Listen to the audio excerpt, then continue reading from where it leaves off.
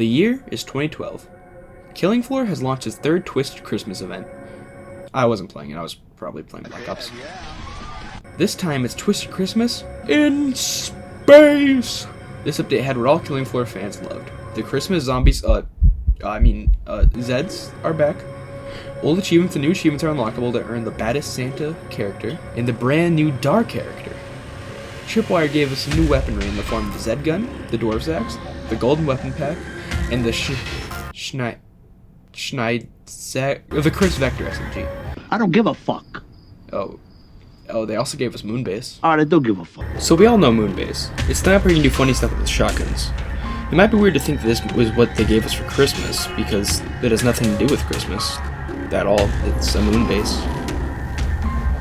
But what if I told you it wasn't always this way? Through a friend of mine, I was able to get my hands on a copy of the map file from the 2012 Twisted Christmas event. While the map itself is the same, there are some neat small differences between the release version of the map and the one we have now. Let's load it up. So when you're looking at the map in the map browser here, it looks pretty normal, just like regular MoonBase. You ignore the 2012, that's because, I had to not overwrite the original map. But the only thing different that you can see here is, for some reason, the commas in the description got replaced with these squiggly lines. Now, I don't know if it was just like that on launch, or that's the I messed up. I've seen this on other maps. I really could look and see what caused it, but I just haven't done that. So when we moved into MoonBase here, everything just looked the same, right? Regular MoonBase. There's something really subtle that got removed from these maps. Christmas decorations. Now, there's not like huge Christmas lights everywhere type of decorations. There's like trees, snowmen in places, little stuff like that. There's a Christmas tree in the cafeteria. There's another Christmas tree in the greenhouse. Guy died with a candy cane in his hand. This guy died next to a present. And this trader was all kinds of jolly.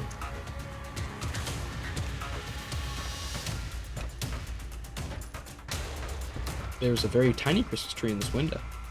The Dwarfs axe message was just not right. There was a little snowman on this desk. And that's pretty much all the Christmas decoration on the map. It wasn't much, but I think it did help with this map being in a Christmas update, Honestly, I think it could have stayed. I don't think it really would have taken away from the map that much if it was kept after Christmas. Now, the biggest change for me, and this is something you only notice if you're a smelly nerd like me. Now, on the original version of the map here, you can see how it looks all nice and smooth. There's no, weird color artifacting. But if I come over here in regular MoonBase, God, I thought it wasn't going to be that visible, but yeah, you can see this looks ugly. This is ugly. Because this is really nerdy, and also it shows that whoever updated the map to remove the Christmas stuff kind of forgot to do an important thing when rebuilding the map. Back before things like Lumen, games used baked lighting, basically a texture overlaid onto a surface to simulate lighting without needing as much calculation. In Unreal Engine 2, the version Killing Floor 1 uses, light building lets you choose which texture compression you want your light maps to be. The thought being you could reduce file size or performance with a lower compression.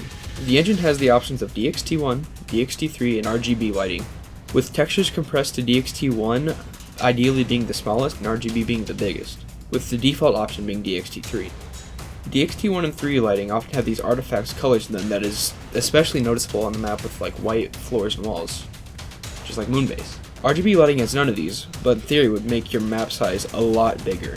But for some strange reason, unknown to me, RGB light maps have a way smaller file size than DXT1 and DXT3, and look way better.